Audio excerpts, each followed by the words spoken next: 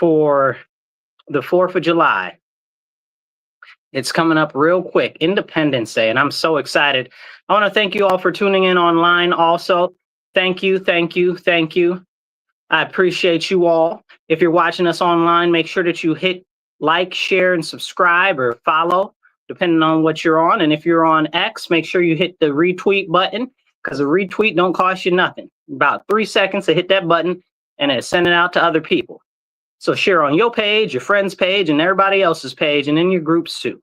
And drop a comment in the comments, even if it's just a hey, I'm watching, or a thumbs up, because we love to get the feedback from you guys out there. And if you want to drop a comment to actually participate in the conversation, do that.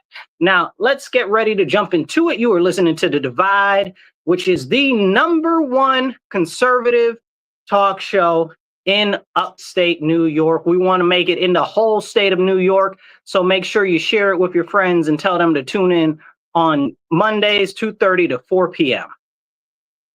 Now, let's get into it. Boy, have we had a weekend. Oh, my goodness. So over the weekend, it seems like a little bit of everything has happened.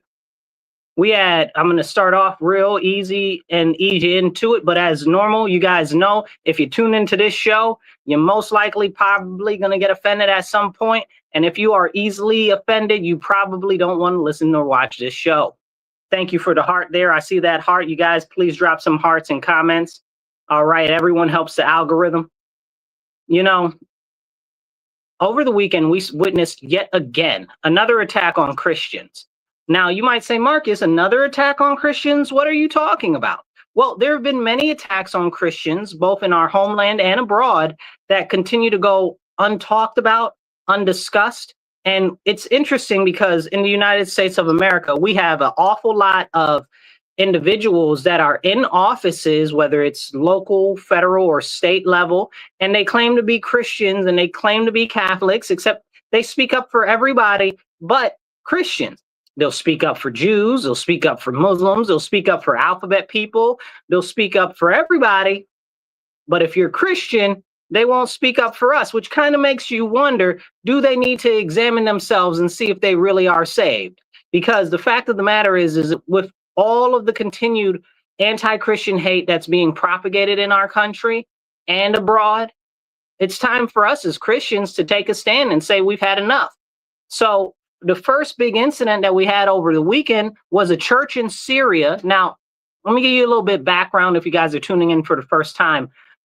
In Syria, what's going on is after they toppled the Assad regime, which was friendlier to Christians, which let them do their business and take care of them and kept the people from persecuting them for the most part. Since this new group, HTS, which used to be part of ISIS, which now took over Syria, and since they took over, they've been massacring Christians in Syria, and nobody's talking about it. I haven't heard Ted Cruz say anything about it.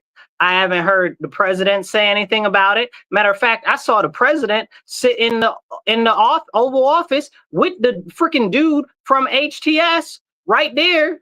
Okay, like he wasn't part of like he wasn't part of ISIS, like he wasn't on the what do you call them people? The terrorist watch list. Like the guy's not on sanctions. Like, is this crazy? Is this the world that we're living in? Like, I thought we were supposed to be standing up and speaking up. But I guess the concept there is he's going to be more amenable for the West than Assad was. Excuse me. Assad. Anyway, so Bashir al-Assad, and that's his name. Anyway, but I guess the concept is that this new guy that's the leader of HTS that's now in charge of all of Syria is going to be a little more amenable to the West. I don't care. I think that man should be executed. Are you serious? They're over there massacring Christians. Within 2 weeks of them getting into office, they had killed 13,000 Christians. Excuse me, 13, not 1,300, 13,000. 13,000 Christians. Are we being real and serious right now? Is nobody going to speak up? Where's Ted Cruz? Where are any of these so-called Christians that are in Congress? Where are they at? And then the president had the audacity to sit down with this dude like he was somebody worth dealing with. They should have hung that man out to dry like a t-shirt that's wet during the summertime. Like, that did not make me very pleased, you know? I was very disappointed in that. And nobody's speaking up for the Christians over there. And we're doing business with these people because I guess we didn't like Bashir al-Assad as much, you know? And we used to be all right with them, right? But that's a whole separate conversation that goes back to way before Obama, and Obama really jacked that up. It's crazy what happened there, but we're not going to go through it like that. But I do want to talk about the bombing of a Christian church in Syria over the weekend that killed 21 people. 21 people were killed during service at church. This is a problem. And where are our elected officials to speak up against what is going on with all the anti-Christian hate in the world and the Christianophobia? Nobody's saying boo. Did you guys even hear about that? You probably didn't even hear that that happened. And that's even bigger problem, because whenever somebody attacks Christians, you barely hear about it. It might be covered on page 27, subsection B, on you know what I'm saying, in little fine print. Like, if anything happened to the Jews, it'll be all over the front page news. But when it's Christians, it's not. If anything were to happen to Muslims, oh, it would be a big deal. But when it happens to Christians, it's not. And that's a serious issue. If you want to join the conversation, hit the heart button, hit the like button, drop a comment, and we'll try to pop your comment up on the screen. Thank you guys for tuning in. Even if you guys just hit the say hi or hey, I'm watching, that's even appreciated, because it all helps get the message out to more people. So that happened in Syria, right? Then in the US yesterday, we had a guy that ran into a church to shoot the church up. So I guess he got hit by a car outside. I guess one of the members tried to run him over with the car because they saw him trying to go into church with a firearm, you know, to shoot the church up. So, but he was stopped, and thankfully, as far as I know, to this situation, nobody was injured except for the security guard, who at some point in the altercation was shot in the leg. And thank the Lord and pray for his safety and his expedited recovery. But did you even hear about that? Maybe briefly, just a little bit. But had it been a Jew, had it been a what do you call them things? Had it been a synagogue or a mosque, it'd have been all over the news, front page news. Oh my God, anti-Semitic or anti-Islam attack, all of this, all of that. But when it's Christians, nobody speaks up for us. Somebody's got to make that make sense to me. This is a serious issue, and it's a growing problem in America. And if you don't think it is, I need you to go. There's a video that just got a lot of popularity this week. This has been a growing issue in America, but it just gained a lot of popularity. I'm going to see if I can post it on my social media later. But it was an imam, and I believe he was from Florida. And he was like, yeah, man, we're out here buying up all these churches, and we're going to buy up all these churches, and we're going to turn them all into mosques. That's a problem. That is a very large problem. That means that the church, okay, the persons of the church, the ecclesia, okay, the people that call themselves Christian, something is wrong here. Okay, that we are letting them do that, that we are in a situation which enables them to do that. That means that we are feeling at our duty, and that we must stand up, and that we must return to righteousness, that we must repent and have our nation repent and turn back to the Lord our Father and his teachings through Jesus Christ. Like, this is serious, you guys. Like, the Muslims are taking over our country, and nobody is even talking about it hardly at all. But my issue isn't with them coming over here or even expanding their religion. My issue is with the church not combating that. As Christians, we shouldn't be going for that. We need to push back. Now, this imam from Florida said, not only are we buying up all the churches, well, let me tell you why we're buying them all up. We're buying them all up because 100 years ago, they came over into Islamic lands, and they tried to set up Christianity over there. And now we're just repaying the favor. Excuse me? Excuse me? Please get me started. Okay, restore the whole Levant, all of the Middle East, restore it to Christianity, okay? And North Africa. Don't play in my face like that, okay? The whole reason why the Crusades started in 1000 BC, I mean AD, was because of the Muslims killing up the Christians and taking over Christian lands. Okay? That is how that whole thing started. That's honestly how this whole thing started with Iran, but we'll get to that in a minute. But this is a serious conversation that we need to have. Like, they're trying to convert everybody and get them to switch over religions. And the dude was like, listen, we need to change these churches to mosques because eventually we're going to make them all Muslim anyway. Now, if you guys have been following what's going on in Texas, they're trying to make a Muslim-only city. Are you serious? Are you serious? If you're following what's going on in Dearborn, Michigan, this is also a problem there. Okay? And then they'll tell Christians, oh, we need to keep church and state separate, which isn't what the whole situation is. The whole situation with the whole church and state thing, and we've gone over it before, but the whole separation of church and state was in relation to preventing the government from having its own church, and that came from England, okay? Because if you're not familiar with the separation of church and state, what happened in England was King Henry, the eighth? Okay, you know him, you might have heard of him. He liked to kill his wives off. He chopped off their heads and stuff like that and divorced them. And the Catholic Church said, dude, you tripping out, okay? You're going to be excommunicated. You can't be divorcing all of these women and killing them off and stuff like that. And he told the Pope, go stuff it in his stovepipe. And the Pope said, well, then you're going to be excommunicated. And the king said, what? You going to do what to me?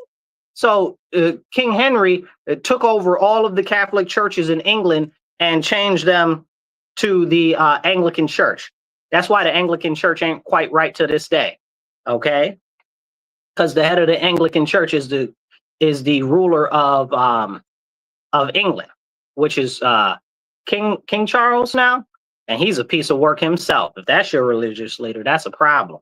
So that's what the Americans wanted to prevent, is they didn't want the government to have its own church and to be the law of the church, like as we see right now in Iran, which is a big issue. That's a serious problem. That's been a big issue from day one. And if we don't address these issues, we're not going to actually be able to move forward. And I say that as an issue because Christians won't stand up for our religion. Where are we standing up? I rebuke all of that nonsense. Like, y'all got to get up. Y'all got to stand up. Y'all just let these Muslims do whatever they want. You let the Jews do whatever they want. But when it comes down to Christians won't stand up. Excuse me. And then people want to talk bad on Christians. Get out of my face. Get absolutely all the way out of my face. Okay? Like, you playing with the wrong person. Drop a comment, hit a like, hit a heart, hit a share. Okay? And get this message out there. So this is really what I see is a failure of those who call themselves Christians and call themselves part of the church. If we're not standing up against anti-Christian sentiment and against Christianophobia, we're not doing what we need to be doing. And that's very, very problematic. If we're not fighting back against these people who say, oh, it's separation of church and state. They don't care about separation of church and state. They just want to make sure that Christianity is not propagated and that they can shut Christianity down, because that's the point. That's the point, to try to convert and move other people over to all of these other religions and to make them lose faith in the Lord in heaven above. They want them to worship all of these fake deities and devils and stuff like that. That's what they want. That's why they push all of this nonsense in society right now, like hedonism. Like, this is nothing but Baal worship, Dionysus, what do you call it? I forget what the other one is. All of this other nonsense where they're pushing all of these negative, very negative things into our society, distorting the image of humanity, telling you to do things like kill your babies. Now they want to kill the elders. Like, that's happening in New York State where I live. They're trying to kill off the elders now. They're calling it compassionate, but it's not. It's called MAIDS, medically aided induced death. And after they go for the elders, they're going to go for the people that are mentally ill and the teens that have depression and stuff like that. They're already doing it in Canada. Listen, don't take my word for that. Go look it up, man. I'm telling you right now. So this is a serious issue. But this is what they're doing. This is why they propagate debauchery and, oh, you don't need a man, feminism nonsense and stuff like that. That's why they're pushing all of this stuff on our society, because they want a society that's completely devoid of the righteous way, that's completely devoid of Christianity. And that's a serious problem. It's a serious problem. And we have to stand up and we have to push back against that. So whenever somebody tells you, oh, separation of church and state, tell them shut up. Tell them go tell the Muslims that or the Jews that. Tell them get out of my face. Okay, playing in Christians' faces. Then I like all these people get out here and they're like, oh, well, the Bible says this. You don't know the Bible. You don't read the Bible. You're not even Christian. How are you going to tell me what is what in my religion? If you don't go kick some rocks, or you got these fake Christians that are out here running around telling you, it's okay to fornicate before marriage. It's okay to kill your babies. It's okay to go out there and do all of these things that's against the Bible. It's okay to promote homosexuality. Wait, hold on. Promote homosexuality? Not just be homosexual, which is in and of itself is a bit of an issue, but you're promoting and propagating homosexuality and you're talking about you're Christian? There's something wrong with you. You are an evil monster, okay? And you are in the mind state of stuff that is demonic. Because there's one thing to commit sin. It's another thing to propagate sin and encourage others to sin. Okay, there's some Bible quotes about that I could give you. You guys know I know the Bible, but I'm not the best at quoting it directly. I tell you, go look it up. But essentially it says that if you're encouraging other people to do bad and do sin, that it's doubled bad. Okay, so this is a serious issue. It's a serious, serious issue that we see every single day. People are promoting sin. They're promoting all types of lustful behavior. They're promoting all types of things that are not good for humans. But they tell you it is. You know, they tell you it's okay to be a lecherous dog. It's okay to go around and have sex with everybody. All of these things are propagated continuously over and over and over again in our society right now, even though it's completely against Christian values, and Christians allow it to let it go. And many of them don't speak up. And this is a serious issue. We got to speak up. We got to stand up, and we got to do it now, because later there might not be any time. Please drop a comment, join the conversation. Let's get in here. How do I put the comments on automatically? Okay. Okay, let's see. All right. So this is a serious issue, and we need to have a serious conversation. It's time for Christians to stand up and speak up, and not to let our country burn to the ground, because we've gotten so far. We've been blessed as a nation and protected as a nation because we are a Christian nation. And people say, oh, well, it's not a Christian nation. Lies. Don't listen to them. They are liars, and they are trying to deceive you, because either they don't know the history of our nation or they've been taught wrong.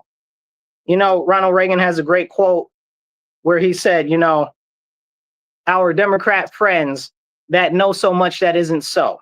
But it's not just the Democrats that know so much that isn't so. It's so many people in America that know so much that isn't so. Like everybody right now is commenting on what's going on with Israel and Iran and stuff like that. And again, you got a lot of people that know so much that isn't so. That's why on this show, I'm glad that I have this time to have real serious conversations with you guys about topics that are very so much important. Because those are the type of conversations that we need to be having every single day. But so many people are filled full of terror to actually talk about important conversations, because they're scared that somebody else will say, oh, well, you're talking about this and my feelings are hurt. Or they're all like, oh, well, you're not being PC, so there will be consequences or whatever. Listen, I'm going to tell you right now, at some point, they're going to start loading us on trains and start killing us off. So you better start speaking up now, because there won't necessarily be a later. And I stand by that 100%. That's why I speak up so hard now. Eventually, at some point, I'm going to go meet the Lord, our Father in heaven. And what am I supposed to tell him? That I saw all of this evil and I didn't say anything? That I saw all of this evil transpiring and people doing wrong and I didn't try to speak up? that I saw all of what was going on and being done to my people, and I didn't say anything or do anything about it or try. That's the other issue. So everybody right now, a lot of people that claim that they care, that really truly are not happy with what's going on, refuse to get active. Now, how do you refuse to get active if you see what's going on and you don't like what's going on? You're like, oh, well, I'm busy, or oh, well, I've got my kids, or my work, or my this, or my that. Okay, but do you see these crazy people that want to burn down our country? And people be like, oh, well, they're paid. Not most of them are not paid, y'all. Most of them are not paid. Don't let somebody use that as a cop out to distract you. Most of those are everyday people, okay? And they're out there talking about death to America, down with America. There's no solution but an intifada revolution, which is to overthrow our government in a armed conflict. Okay, they're fermenting revolt in our nation. They're attacking our police and our military people, largely for foreign causes and foreign interests. They're marching through our street with Hezbollah flags. Like, is this for real? Is this serious? And we're just going to allow that to go on? And we're just, oh, well, I'm going to sit home because it's not affecting me or impacting me now. Until it does, right? Like, what was that poem? What was it? I can never remember the guy's name. I always get the guy's name wrong. Anyway, it doesn't matter. That poem, the first they came for, okay, the priest that was from Germany, or maybe it was from Austria, it doesn't matter. From World War II, first they came for these people and I didn't say anything, and then they came for somebody else and I didn't say anything, and then they came for me, and there was nobody to speak up for me. Well, that's exactly what happens. And I'll give you the greatest example that I can, what happened on college campuses. First, on the college campuses, they came for the Christians. They came for here in America. This just happened over the last couple of years, and we saw it transpire. First, they came for the Christians. Then they came for the conservatives. Okay? Then they came for the Jews. Then when they came for the Jews, oh, it's a problem now. But when they came after the Christians, it wasn't a problem. When they came after the conservatives, it wasn't a problem. Nobody was speaking up. Nobody was saying nothing. No laws were being passed. No schools were being defunded. Nothing was being shut down. So I ask you, where are the conservatives and the Christians that are willing to stand up? This is a serious issue. Hit like, hit share, get this message out there. Drop a comment, even if it's just a, hey, I'm watching, or a, you know, I love you, or a heart, or an American flag. Drop an American flag in the comments. That always helps. Makes me smile. Okay. If you guys would like to donate to the show to keep the show going, airtime is not free. We'd like to keep getting more airtime, and we'd also even like to see if we can get another show going during the week, but we need your help. So you can donate online. You can go to, or you can do it on Cash App, $MW Real, the number one, that's $MW Real 1 on Cash App, or you can do PayPal and Venmo, and that's at Marcus C. Williams. Okay, if you can drop 20, 25 bucks on there, we're trying to raise 20, 25 to 50 bucks an episode so that we can get more airtime and stuff like that. And if you guys want to advertise, reach out. So as we go into this serious conversation, we're talking about having those serious conversations and why we must step up now. Because like I was telling you about that imam in Florida, they're getting more bold. Now, there was an imam, another one, who was doing an interview. I wish I had the interview, because it was a fantastic interview. And I mean, the man was just being honest. You know, I can't even be mad at him. And he was saying how that he would vote for the left. He would vote for the Democrats because they're so unseeing that they don't see what's going on when it comes to Islam taking over our nation. Because they don't actually, because they're more about ideology and stuff like that. He also mentioned on how that many of them are easily converted because they're just not there, or they have no firm ground to stand on. And that was a very concerning and alarming thing that he said, but he was just telling the truth. I can't be mad at the man for being honest. That was a serious, serious thing. And I want to thank you guys. I want to thank you guys for tuning in so far. We're going to keep going here in a second, but you're tuned into The Divide with Marcus C. Williams. This is WRFZ 106.3 FM. And give me 1 second because I got to go empty this water from this ceiling because the ceiling is leaking and it's almost filled this bucket up. Hold tight.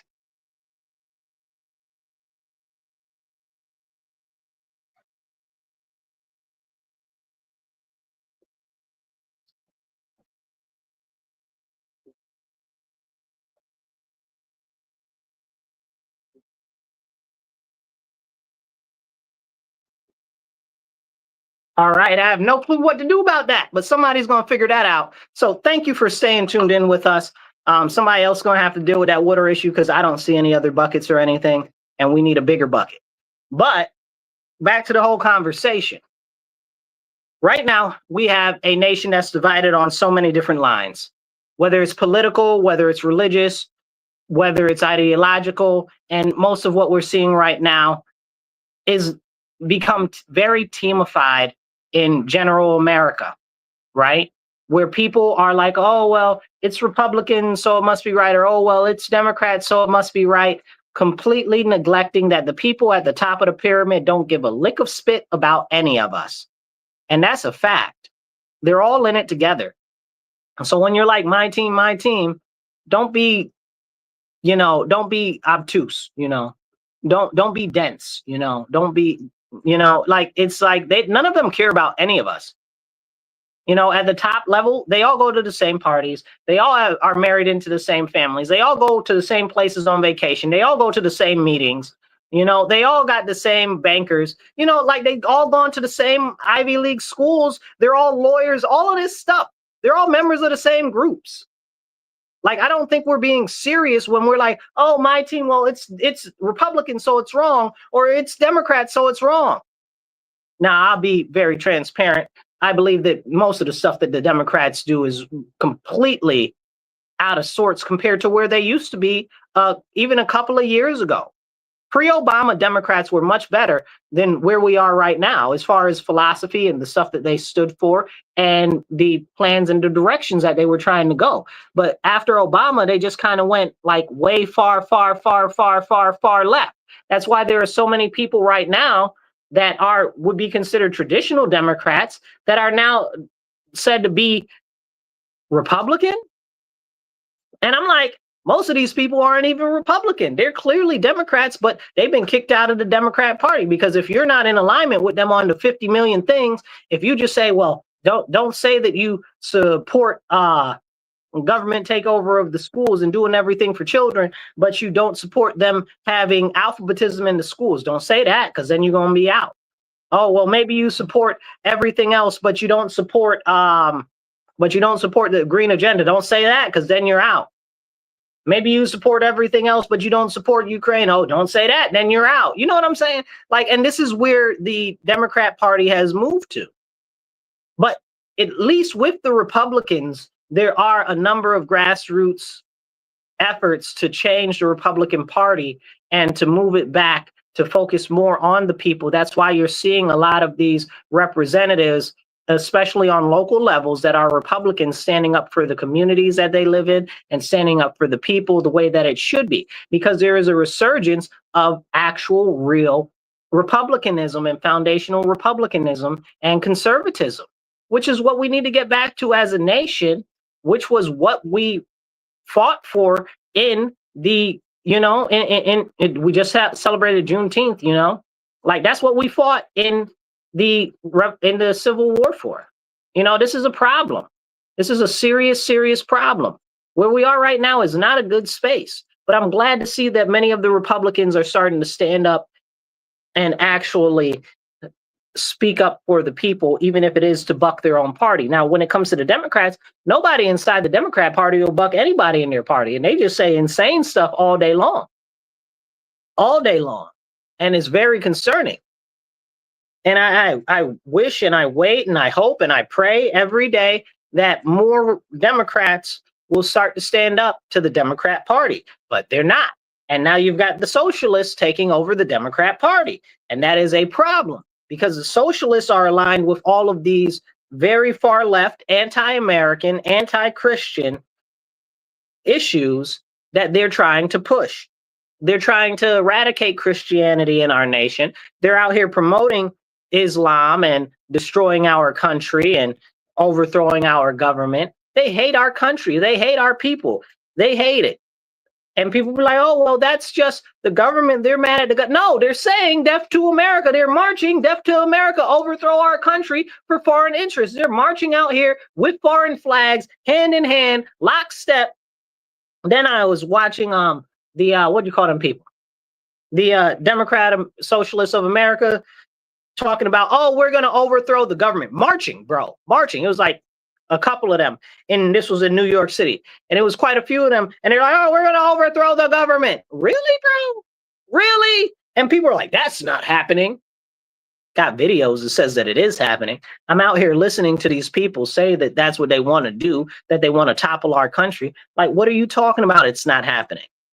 Had a conversation with somebody earlier today, and they're like, oh, that's not happening. What do you mean it's not happening, bro? Like, where are you? Like, why are your eyes closed and your ears shut? Like, it's not happening. You know, I had a conversation with one of the anti-American terrorist jihadists that claims to be pro-Palestine, right? There was a protest over the weekend against ICE right here in my city, and they were protesting, oh, we don't like ICE. ICE is breaking up families, whatever, whatever. Now, background on that, you guys, right now in the city of Rochester, there is a task force between ICE and Border Patrol with assistance from other agencies to go after human trafficking and drug trafficking networks. Okay? Largely, this is what's happening. But people don't even know that, and they don't care. I actually put a comment online the other day. Somebody's like, oh, we saw ICE over here in this area.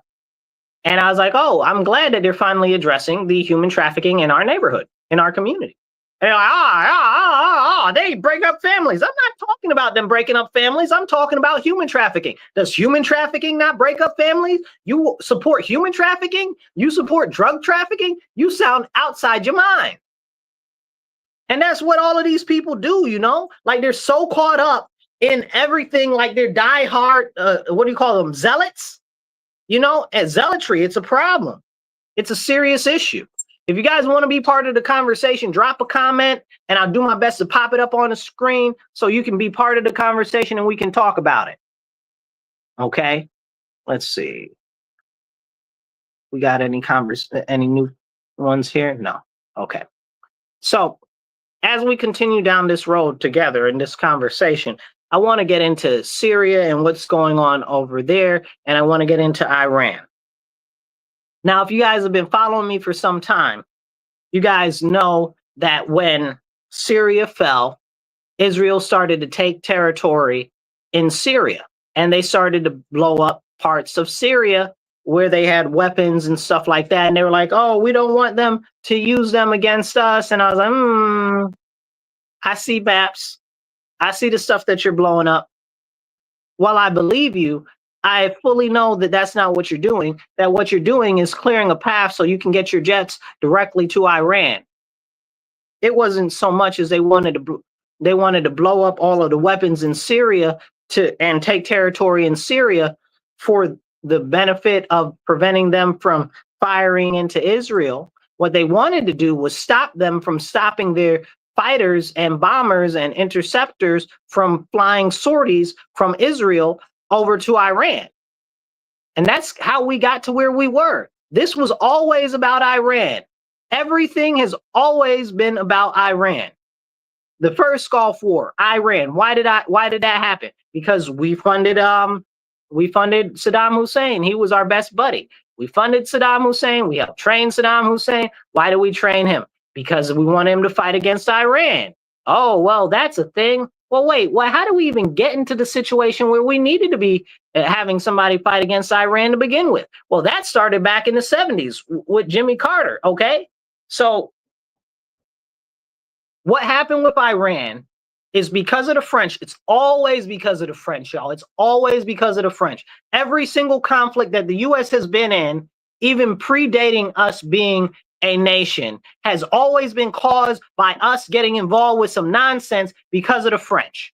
Every single conflict, Vietnam, Korea, okay, World War I, World War II, okay, it's always freaking France.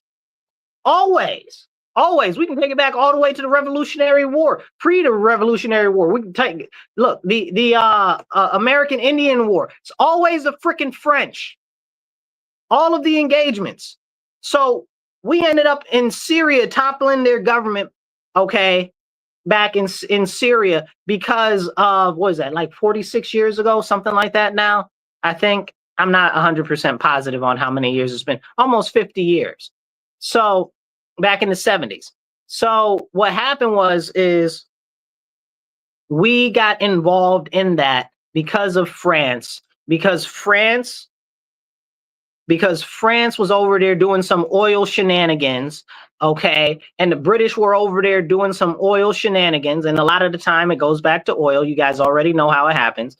So France was over there doing some oil shenanigans. And the current people there that were in charge of Syria at the time were like, yo, what y'all doing ain't quite right, okay? And we don't want that. Now, at the time, Syria was one of the most westernized, not Syria, I mean Iran. Sorry, you guys. Syria, Iran, same difference, and that's part of the problem. That's another like this story is almost identical in both countries. That's why it's such an issue. But I mean Iran. So in Iran, they were like one of the most westernized nations in the Islamic world. Iran was westernized, Syria was westernized, and Syria stayed westernized up until we overthrew Bashar al-Assad like last year. Now they're all HTS and all Islamic fundamentalists, and it's a problem. And ISIS is heavily active over there. But that's back to the conversation. So Syria was very westernized and everything. Like women had like go-go dresses on and stuff like that, and it was very westernized. It's like the US or Britain in the 70s. So what happened is there was a conflict over some oil stuff. France and Britain dragged us into the nonsense. We ended up, that's when they had the hostages over there, if you guys might remember. We can also talk about the Iran-Contra scandal and all of that nonsense. Generally, it all boils back to that and oil, because it's about money. So, and power and control. So when the people got fed up with what was going on over there with the French and the British tried to get us involved, the French and the British toppled their government. We overthrew their government. We installed the Shah of Iran, and now his son is trying to come back. That's crazy. We'll talk about that in a minute. But we overthrew their government, and then what happened? We put the Shah in, and the people didn't want the Shah there. So they overthrew him because they saw him as a puppet of the West, of imperialist dogs, or whatever the heck it is that they say, So they kicked him out, and then we ended up with the Ayatollah. That's how we got in this situation right now. Over there trying to topple somebody's government. And see, if you guys know me very well, if you guys have watched me for some time, you guys know that I hate us getting into any foreign conflicts overseas anywhere, largely because of two reasons. People call us an imperial country or a colonizing nation, but we're not. And that, for me, is a serious issue. I wish we were imperial. I wish we were colonizing people, but that's not what we're doing. We're overthrowing governments and installing puppet governments. I don't want that. I don't want my people to die for emptiness. And then we can't even have our military get any spoils of war. That's wrong. That's egregious. That needs to be changed. Any soldiers or military men should be able to get all of the spoils of war that they can carry to bring home. That's the way that works. That's the way warfare has worked forever. That is the whole point of war. Okay? Anyway, but the issue is that they say that we're an imperial nation, and we're not. We're not taking territory in these countries, y'all. And that's my big issue. Why are we blowing up Iran? We about to take over Iran? No. We about to replace it with another puppet dictator. I'm not down with that. Unless Iran is about to become part of the United States, we shouldn't be having that level of involvement. That's just my personal thought. Now, people will say, oh, well, Iran has been threatening us for years. Yeah, because we overthrew their government. Hello? Hello, is this thing on? Like, are you guys really listening? Well, why are they mad? It's so disgusting. It makes you want to spit, man. I'll tell you what. And this is the problem. This is the whole problem. If you guys want to be part of the conversation, drop a comment, hit like, hit share. Okay. And please, if you guys can, we're looking to raise $25 to $50 each episode so that we can get some more airtime. You can donate on Cash App, $MW Real, the number one. That's $MW Real, the digit 1. Or you can do Venmo or PayPal, and that's at Marcus C. Williams. If you even just drop 20 or 25 bucks there, that'll help us get to the goal.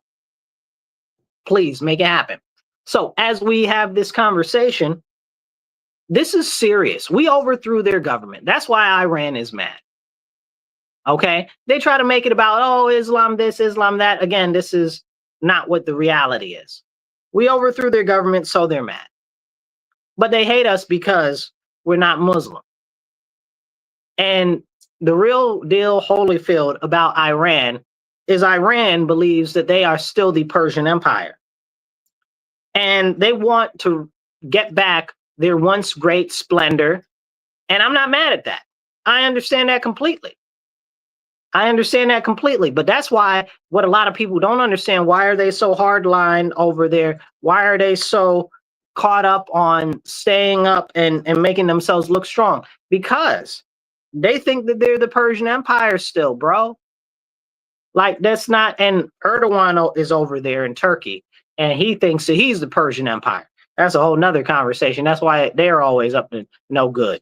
Turkey always doing something, which is weird because I haven't heard anything on Turkey yet in relation to this Iran thing. And I think there's something up there. I got to go look, do a deep dive into that. So with this whole issue with Iran right now, over the weekend, after a couple of days after, let's say, so for like the last 2 weeks, I think we're coming up on, Israel has been bombing Iran, left, right, and center. They've been blowing up mostly military targets. Now, in the history of Iran, since the Ayatollah has come to power and chased away the Shah, has been very repressive. As you see, women are wearing full burqas. They beat people that defy their laws in the street and stuff like that. Okay, now, I'm not here to say whether that's right or wrong. I'm just here to say that the people feel very oppressed, and anybody that speaks out over there, that is even that, because again, remember, like, this used to be a Western nation, you know, like females were out there wearing go-go boots and hot skirts. You understand what I'm saying? Maybe not hot skirts, but still above the knee length skirts. You know what I'm saying? Like, this is, so a lot of people still remember that. That was just the 70s. So they try to speak up and they get shut down.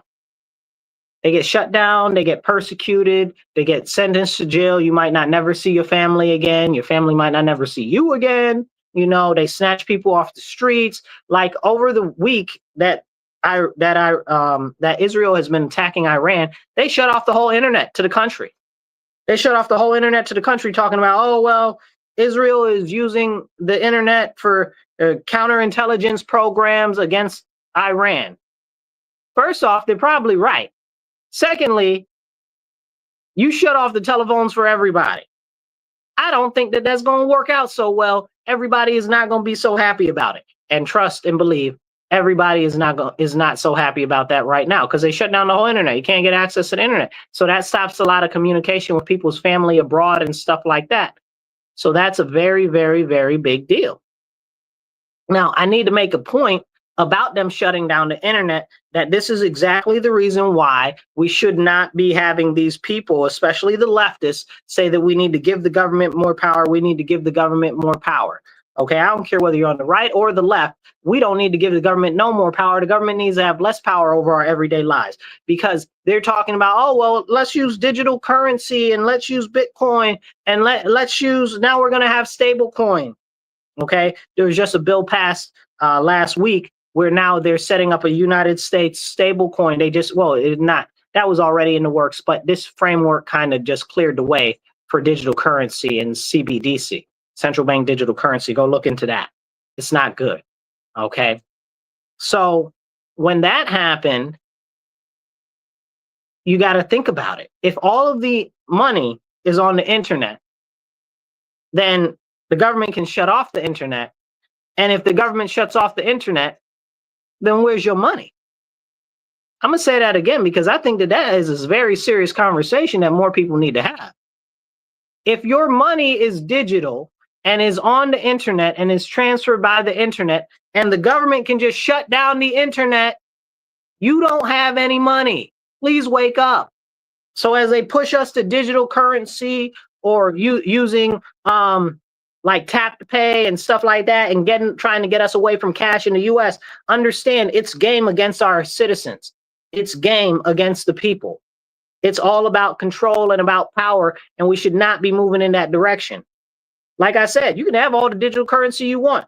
If they control the internet and if they control the electricity and they shut either one down, you don't got no money. What you about to do? You won't be able to spend. You won't be able to buy. You won't be able to sell. Hello.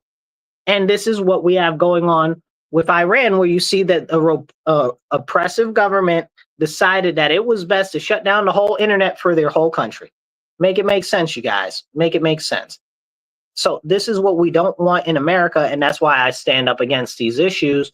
And this is why I believe that we should have these serious conversations. Now, let's get back into Iran a little bit more.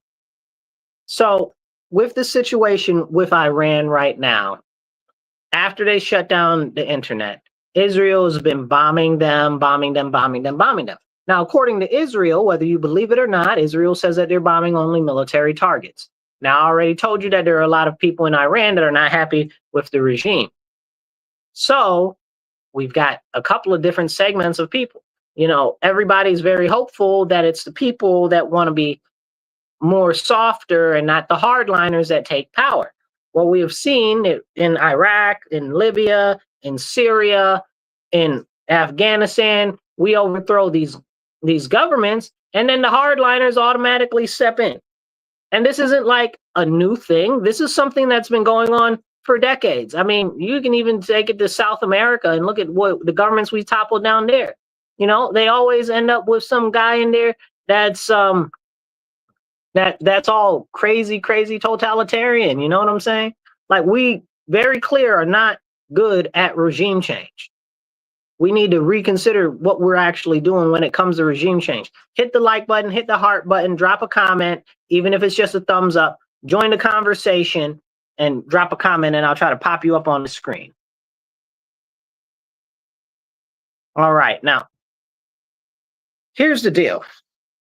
As we walk down this path together of what's going on in Iran, after all of the bombings that happened in Iran to the different military facilities, crippling their missile capacity. According to Israel, on the first strike, they took out like 2/3 of all of Iran's missiles and launching capabilities. Then also in the first step that the Israelis did is they took out 9 out of 10 of their nuclear scientists all in one night. Before the whole engagement started with Israel, they killed 9 out of 10 of their nuclear scientists all in one night. You know, because you can rebuild things, but knowledge, if the people are alive with the knowledge, you can't take that away, you know? And so that's an important thing. It's also important why you read and you learn and you get skills and stuff like that, so it can't be taken away from you. But this is a thing that not a lot of people know. They killed almost all of their nuclear scientists while they were asleep in their bed at home. So that's a serious issue for Iran, not for us. Like, that's a good thing, you know, depending on how you look at it. But that's what Israel does. They be doing stuff all the time. Then they blew up all of their missiles. Okay. Then they blew up some other military installations. Okay. Then they were like, oh, US, we need you to blow up these nuclear facilities that they've got, and you should be helping us, whine, cry, tear. And the US is like, nah, we're good because you just undermined us trying to make a deal with Iran. You know what I'm saying? And Israel is like, but you gotta help us, because that's what they always do. They always start some trouble and then demand that we help us. Okay, first they'll start with the puppy dog eyes, and then they'll be like, well, if you don't, we're going to make sure something happens to you. I don't like when Israel gets like that. I don't like how they do a lot of the stuff that they do. But when they get like that, that make me want to throw hands.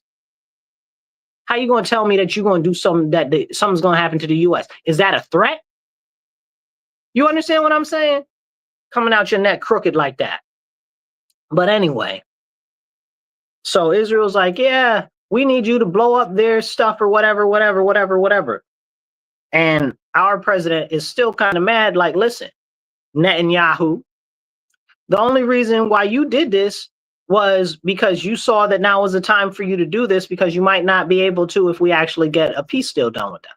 Now, here's some background on that. Now, Trump and Iran were close to getting a peace deal done, but Iran was over there acting up. And I don't give the full credit to Iran for acting up. They were acting up because of Israel. Because Israel was over there doing stuff, and they were like, they were telling the US, oh, you better get Israel. US can't get Israel. Nobody control Israel. Israel do what they want. Okay, specifically Benjamin Netanyahu, who launched this whole campaign against Iran because he was almost pushed out of power yet again. He's very unfavorable in Israel right now. Very unfavorable. They keep trying to get him out of office, and he keeps surviving by the skin of his teeth. He's like Noriega, you know what I'm saying? Like, he keeps surviving by the skin of his teeth. Before October 7th, if you guys will remember this, you probably don't even know what happened. But before October 7th, they were in the streets pushing to get Netanyahu out of office. This is a real thing. You can go look it up. You can still find this up. Even to October 6th. And then what happened? What happened? There was a massive attack that shouldn't have been able to happen that happened in Israel. Magically, at the greatest of times, just when Netanyahu needed it to stay in power. Make it make sense and consolidate power. Make it make sense. Then he survives basically what would be considered a no confidence vote, and just barely survives that. And then essentially the day after or 2 days later, he attacks Iran. Just in time. Just in time. Now, from the information, it says that they've been planning a lot of this since 2002. That's mad long ago, y'all. That's 23 years ago. So they've been planning a lot of this since 2002. That's a long time to be planning and putting this stuff into existence. So they've been planning and planning and planning and planning and planning and putting stuff together and putting in networks of spies and all of this and all of that. And let me tell you, it was honestly an amazing military and intelligence operation that Israel pulled off in Iran. It's amazing. That needs to be studied. That was great and fantastic. Honestly, it was amazing. I cannot be but anything in awe. Like, that was really well done. But it shows you a couple of things, and I believe we need to be very concerned about that in the US, that when these other foreign countries put sleeper cells in your nation, okay, that are ready to be activated at any time, that they can cause massive and extensive upheaval in a very short period of time. And that's exactly what happened in Iran. And we need to be looking out for that here in America, because Iran had these people trained, okay, Islamists in the US to attack the US. We know that Hezbollah is in the US. We know that they have all types of weapons inside of the US, and they're just waiting for the order or the opportunity to go and start attacking American citizens, which I am very concerned about might happen soon. That's why you see all of these different protests and stuff like that all have a tinge of something from the Middle East to it. Like, oh, it's the Palestinians. Oh, it's Iran.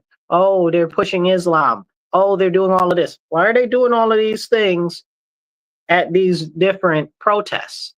Well, I'll tell you why they're doing it. It's very simple. Because the Islamists see that those people are easily manipulatable. So they're like, we just gonna go along with that because this serves our cause. And honestly, I'm not sure 100% what's going on with the government. Like, I hope that they're breaking up a lot of these networks and we just don't see it. But I'm concerned also that there are people in the government, okay, that would benefit from attacks on the US because it would allow them to put more power in the hands of the government. And the government doesn't need any more power. And that is something that is truly alarming. And that doesn't have anything to do with Democrats or Republicans. It's all of them at the top of the pyramid. It's why we should be very concerned about this march to becoming a technocracy. It's why we should be very concerned about how we're going towards all of this techno-feudalism. I'm concerned. I'm very concerned.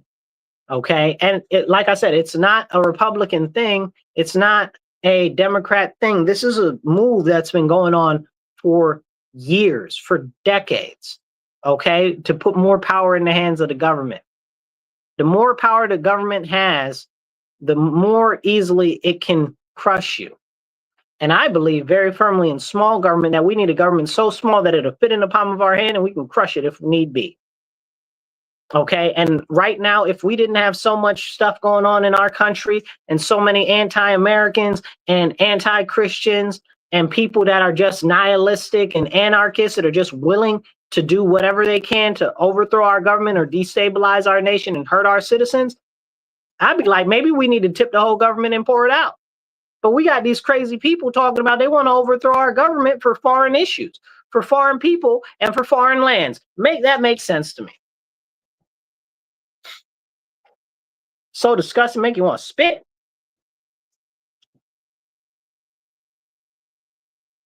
And this is the real problem, because nobody wants to have those real conversations when we desperately need to be having these conversations. Now more than ever, these conversations are very important. Hit the like button, hit the heart button, hit share. If you're watching us on Twitter, hit retweet. It don't cost you nothing to retweet. Hit the retweet, hit the share. If you're on Facebook or wherever, LinkedIn, whatever, share it, get it out there. We need to have these conversations. These are important conversations to have. So getting back to the Iran situation, now the president starts to move carrier strike groups. So there's this joke, which is very true, that if you want to see when we're about to go to a war or something like that, watch the orders of pizza to the Pentagon. So they got a lot of orders of pizza, you know. There's also a joke that they feed you real good in the military if they're about to do a deployment. So we saw them get a whole bunch of pizzas at the Pentagon. And apparently, allegedly, now I don't know if this is true. I haven't been able to verify with anybody that's in the military that I know, that they started feeding them steak and all types of good stuff. Okay, like I heard that. I don't know if it's true or not, you know. But it's funny that we have certain indicators, and one of the big indicators that something's going to happen is when we start moving carrier strike groups around. Carrier strike groups and planes. When we start moving planes around, when we start moving carrier strike groups around, something's happening. Something's happening, which I hope we start building more submarines. We need more submarines. And that's a very important thing. We also need more ships and more planes. People are like, oh, well, we have so many right now. No, we need more. We got lots of enemies. That's a fact. I love my country, but I'm not stupid. Okay, we got a lot of enemies. A lot of people don't like us out there, and they have cause. You know what? Well, what's the famous quote from The Office? Michael, you can't just fire people. You're like, you got to have cause. It's like, I have cause. It's cause I hate them. You know, but that's what it is. They have cause, and their cause is that they hate us because we've done stuff, you know? So we have to protect the homeland. And we have to drive out these people that are in our country that are talking about that they want to overthrow our government, or they hate our country, or America, KKK, and all of this other nonsense. All these people got to get gone. If you don't like our country so much, leave. Leave, bro. Canada's right there. I'm very close to Canada, so it's easier for me to point to Canada. Actually, Canada's in that direction. It's right there. You understand what I'm saying? There's Mexico. It's right there. Leave. You don't like it. Oh, you support Palestine? Go over to Israel. I don't care. Look, I don't care what you support, who you support. Go there and support it, though. I believe that you believe that what you're saying is righteous. So go over there and do it. It ain't got nothing to do with us over here. Okay? Nonsense. But this is the problem. I saw a video the other day, and you guys can go look this up. They had these people from Europe, inspired by Greta Thunberg, to go over to Egypt and start protests in Egypt against Israel and what's going on with them in Palestine. And Egypt, the Egyptians people, it's not even the military, right? Not even the military, not the police. The Egyptian people started beating the bejesus out of them. Okay, they were like, you're not about to do that there. And people were like, well, how come we can speak against that in the US? He was like, you're not in the US. because they forgot, right? Because they hate our country so much, but they love to take advantage of the freedoms and stuff. And they think that they're so self-righteous that wherever they go, they should have the same stuff. That's not how the world works. Hello, rude awakening. Okay, rude awakening to those people. And they don't get it. And they don't appreciate what we've got in our nation. And so many other people do appreciate what we've got in our nation. That's why they want to come over here and become citizens. That's not talking about these people that are here illegally or these other people that are here as insurgents or any of that. Drop a comment if you want to be part of the conversation. Hit like, hit share, get this message out there. And if you're listening to us on the radio, make sure you tell your friends, family, and your enemies up the street. Tune into The Divide, Mondays, 2:30 to 4 p.m. on 106.3 FM, Rochester Free Radio. So as we go into this conversation, just put hi, put hey, I'm watching in the comments. So as we go along this conversation here, and we're having an important conversation. So after we see the troop movements with the deployment of the carrier strike groups and the refuelers and the stuff like that, we see that our bombers take off. So then our bombers take off, and then last night, they blew up Iran's nuclear facilities. So they blew up Iran's nuclear facilities. Now they've been saying for years, oh, Iran is a month away from getting a nuclear weapon. They're a couple weeks away from getting a nuclear weapon. They're a year away from getting a nuclear weapon. This has been going on my whole life. And as far as I can tell, this has been going on for decades. So, I mean, and Netanyahu's been saying that as long as I can remember, since I've been little, that, oh, they're going to have a nuclear weapon. So they ain't had a nuclear weapon yet. What are you talking about? Now, I'm not saying that they don't have the capacity or the ability, okay? I'm saying that they don't have one. So a lot of what you're saying seems to be kind of a moot point. And they're like, well, we don't want them to get one. And I'm like, is that really everything that's behind that? No, I don't think so. It doesn't sound quite right. But it's very interesting because, you know, they're trying to create nuclear power because most of their stuff is powered by refineries, oil, and natural gas. And I believe they also have some coal, but not a lot because they mostly are oil people. You know, use your greatest resource. Now, this is real and the serious conversation that we're talking about now and getting into because they export a lot of oil and natural gas. Who gets most of the oil and natural gas from Iran? China. China gets the majority of the oil and natural gas from Iran. Actually, they get a lot of it from them. Some say that it's somewhere between 70 and maybe even up to 90% of the oil in China comes from Iran. Now, I think that's a little overzealous to say 90% because I know they get a good amount from Russia too. But I mean, shoot, even if it's 70, that's a lot. That's a lot. So with that being said, because they're selling it cheap because they're on a blacklist, they can't really sell it to hardly any countries. So that is definitely a benefit to the US if Iran is hobbled and they can't deliver oil to China. And I have to tell you guys, all of this is about China. It always has been.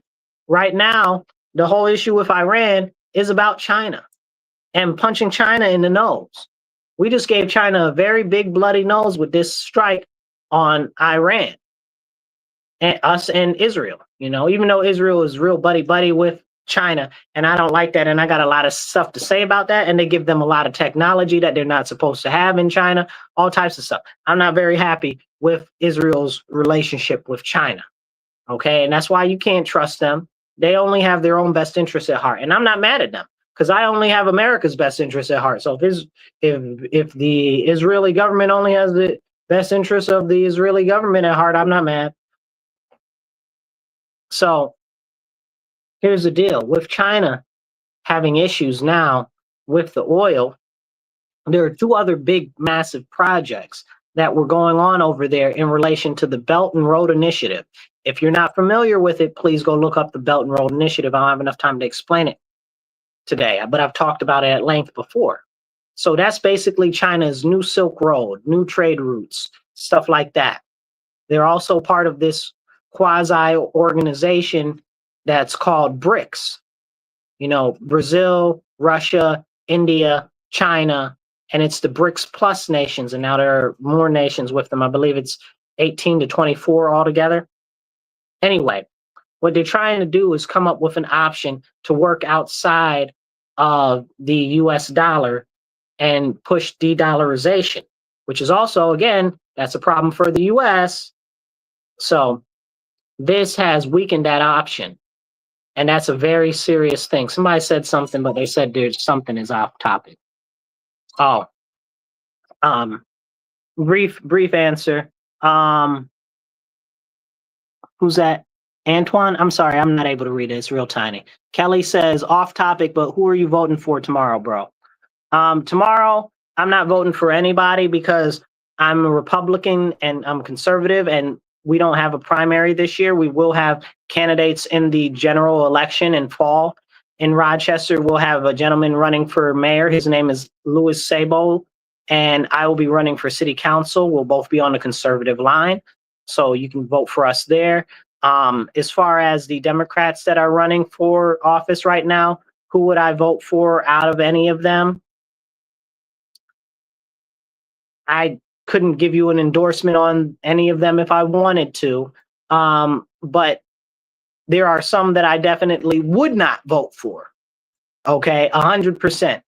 Okay, Stanley is one of them because she burnt down our city. She's the one who concocted those riots. She really pushed for those riots that burnt down the Black communities and the Black stores during the Summer of Love. Many of you guys from other parts of the country that are watching now might remember that nonsense where you were or watching it on the television. So wouldn't vote for her. I wouldn't vote for any of them people that are endorsed by the Democrat socialists. Okay, can't nobody on that list be up to anything but no good because of who they associate with. Okay, that's a problem. I don't even remember all the people on there, but any of them people on there that they're endorsing, they're a serious problem. Those are the people I wouldn't vote for. And there's one other person, I'm not going to say her name out loud,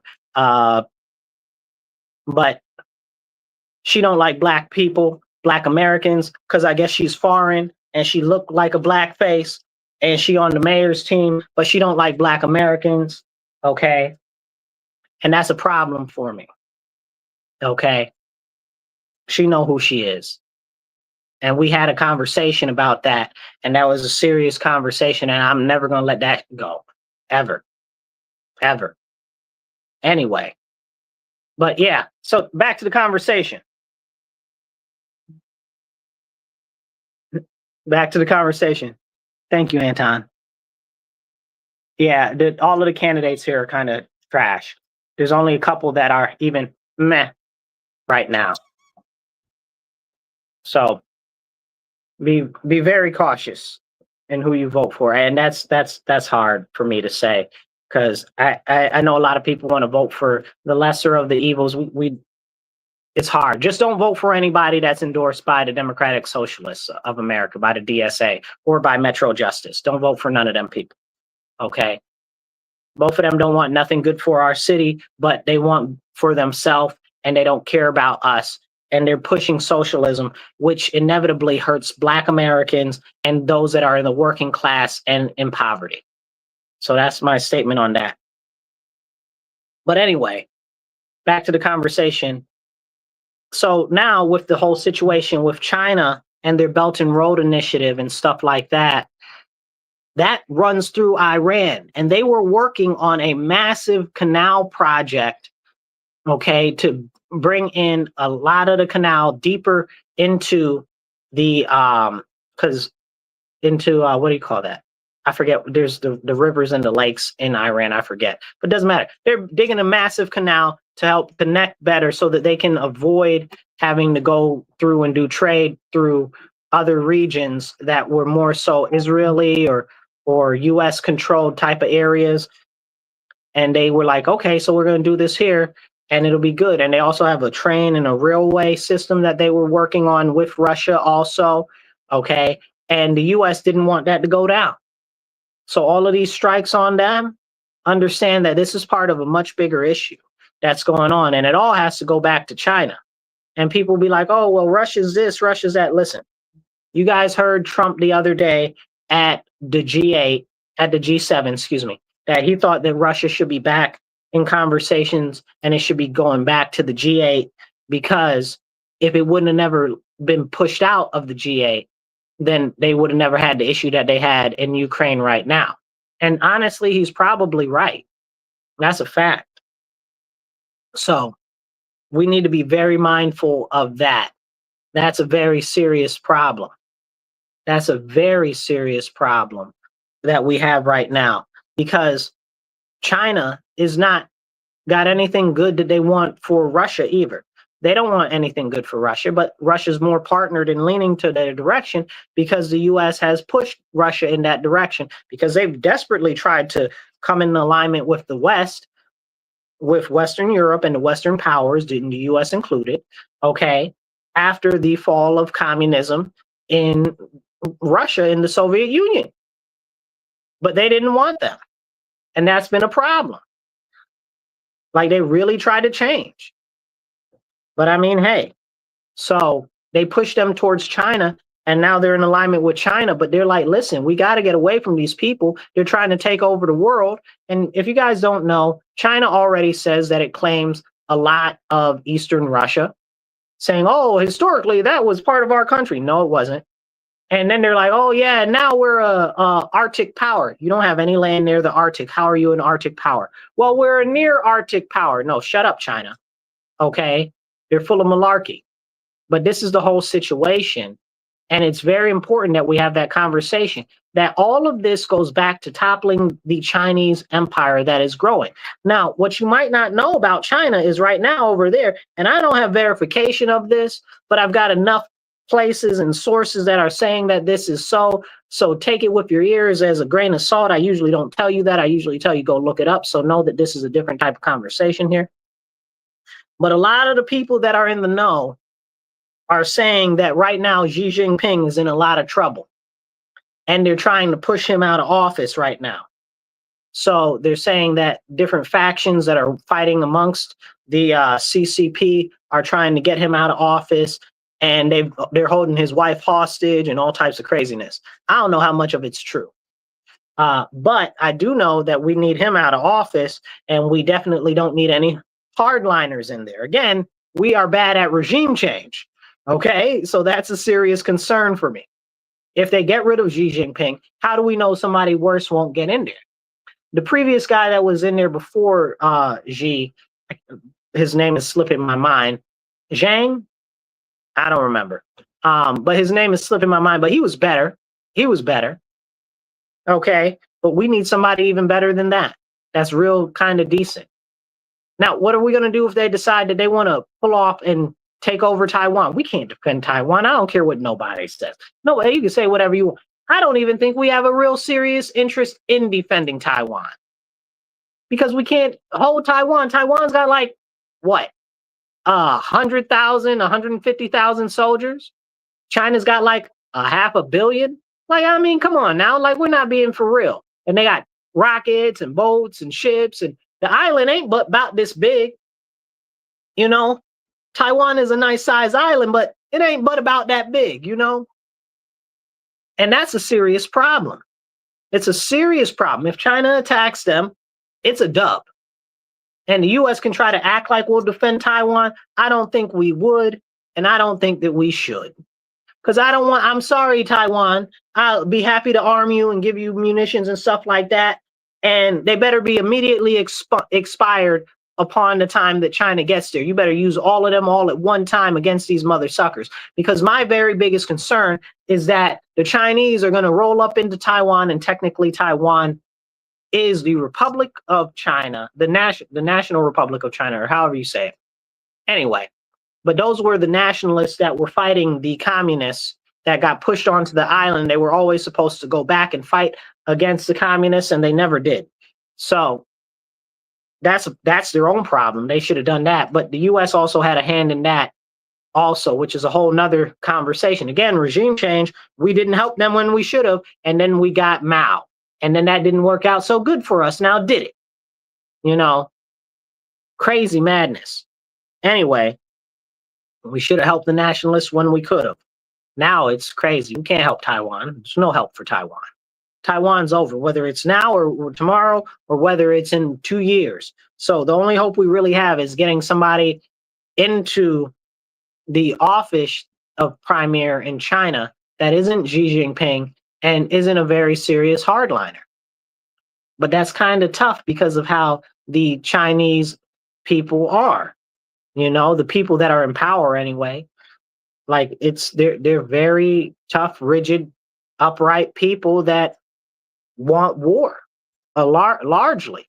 Some of them want to develop the economy more and be more friendly on the world, but the whole goal for the country is to take over the rest of the world. That's why Russia is like, yo, we got to do something about these people. It's a problem. So again, this whole Belt and Road Initiative goes right through Iran. And this is them trying to create a new Silk Road that was giving them railroad and everything they were trying to build right directly into what do you call it? Into Europe. There's a much bigger thing that's going on right now in the world. Okay, this is very, very, very serious right now.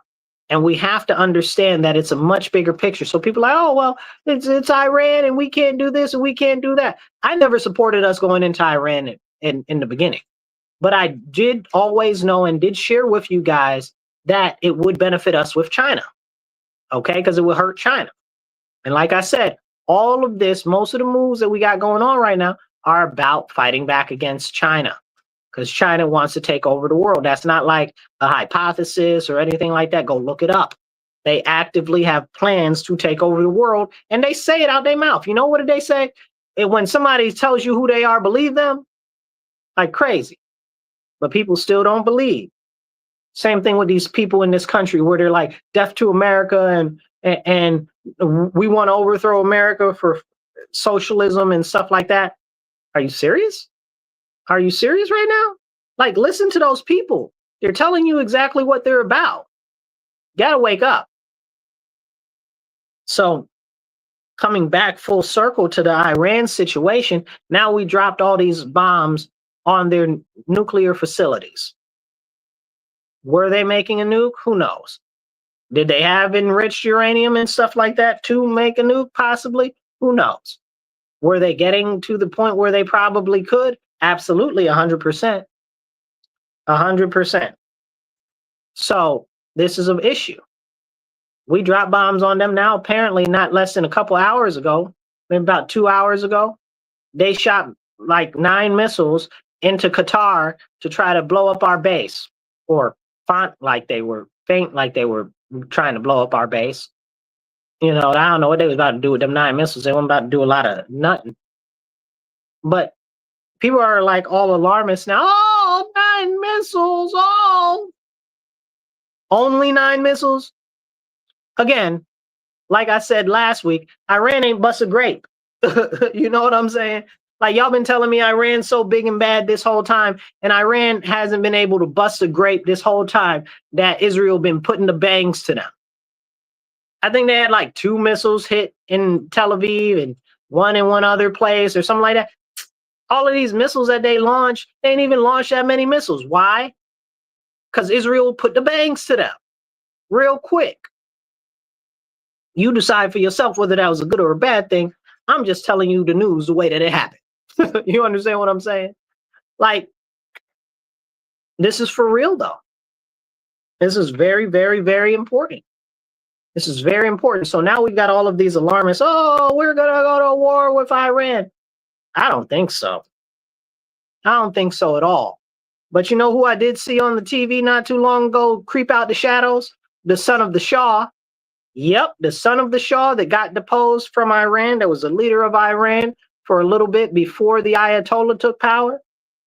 He came up and he's like, I am forming a coalition government outside of Iran so that we can go into Iran and then we can replace them. But you guys got to go kill Khomeini and Ayatollah Khomeini and the rest of them so that we can move in there, and then we'll do good things. I don't know if he'll do good things or he'll do bad things. I know his daddy was all right with us, okay? I know that they were more westernized, but I don't know whether he'll do good things or bad things. I don't know whether he'll go over there and get beheaded, you know, because they got a lot of very serious hardliners over there. And I mean, 50 years of hardliners builds you up a good reserve of hardliners. Now, I guess just today, Israel blew up like a whole bunch of their Iranian Revolutionary Guard. I guess not a whole bunch, right? Because they got a couple tens of thousands. But I guess they blew up like a few hundred of them or whatever. Who knows? But this is something that's serious and it's going on and it's happening right before our eyes.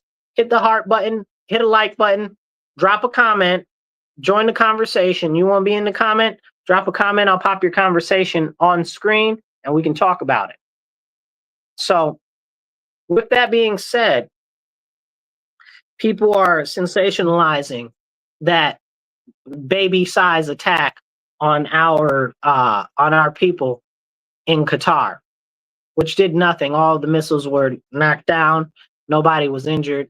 So, I mean, again, they don't have the ability to bust a grape. But what I am concerned about is possible possible sleeper cells in the U.S. or splinter cells inside Iran that might take power inside Iran, or the sleeper cells in the U.S. that might be activated to cause a whole bunch of problems and damage over here. Okay? Now, it might not even be Iran that does that. It might just be other entities and other groups see that now is a good time because of the way that everybody's hopping on that bandwagon. Oh, save Iran or whatever nonsense. Okay, that now might be the time to actually execute on doing something and causing a commotion in the U.S. So I hope the FBI is really on their job. I really do. But this has also got to do with the illegal aliens and stuff like that. You guys saw that one interview with that guy on the border last year where he's like, oh, you don't even know who I am, but you're going to know who I am soon. Come to find out that that dude was like one of the head people of ISIS, not ISIS, Al-Qaeda. Crazy madness just came across our border. So who knows whoever else is across our border. And then they're definitely pushing weapons into our country and stuff like that. And I'm not even talking about China and the weapons that they've been pushing into our country. They got all types of batteries and stuff in the US that are secreted away that they can use to launch on us at any time. And I'm not saying that to make you scared. I'm saying that to make you knowledgeable, you know? To be forewarned is to be forearmed. But I want to tell you this, and I'm going to leave you guys on the radio with this right here. Last week, the week before last, Jamie Dimon, the CEO, you know, the money guy from Chase Bank, he got on the TV and he was like, everybody out here buying up Bitcoin, y'all need to be buying guns and ammo.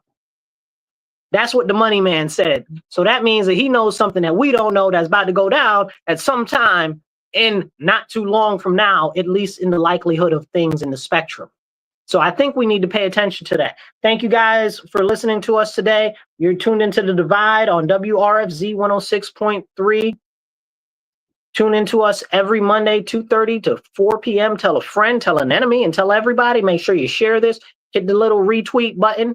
Okay, get this out to more people. Share it to your page. Share it to your group's page. Share it all over. And remember, stand up, speak up, and don't shut up. Take action. Be blessed and be well.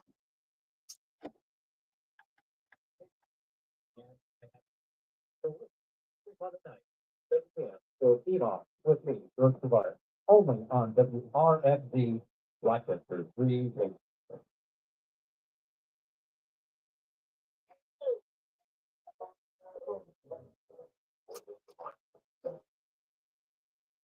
All right, you guys. Thank you guys for tuning in today. I really appreciate you all. Remember, the most important thing that we can do to make a difference in our country is to get active locally. Start participating in local government. Go to your city council meetings or your school board meetings. Start to understand what they're doing. Start looking at what's going on in your community, the issues that need to be addressed, and find out where the alignment is with what's being pushed by your town council or city council or county ledge or whatever. Pick your specific issue, try to stay to that, whether that's school board or maybe fire district or even something that city council or the mayor might address. But we have to start getting active on the local level. If it's not us, then who? If not now, then when? It's got to be now. It's got to be us. Nobody's coming to save us. Nobody's coming off a cloud. Nobody's coming out the ground. Nobody's coming in on a white horse. We got to make this happen. So I appreciate you guys tuning in. Make sure that you like, share, subscribe, and follow, okay? And if you guys want to shoot me a message or whatever, shoot me a message. And please make sure that you donate to the show so that we can get more airtime, because airtime's not free. We're trying to raise $25 to $50 an episode so we can get more airtime. You can donate, even if you just donate like $20, $25, that'd be awesome. On Cash App, $MWReal, the number 1. That's $MWReal, the digit 1. Or you can donate on PayPal or Venmo, and that's at Marcus C. Williams. You can donate there. If you want to be a sponsor of the show, please reach out and we'll make that happen. I'll catch you guys later. Remember, stand up, speak up, and don't shut up. Take action. Be blessed and be well.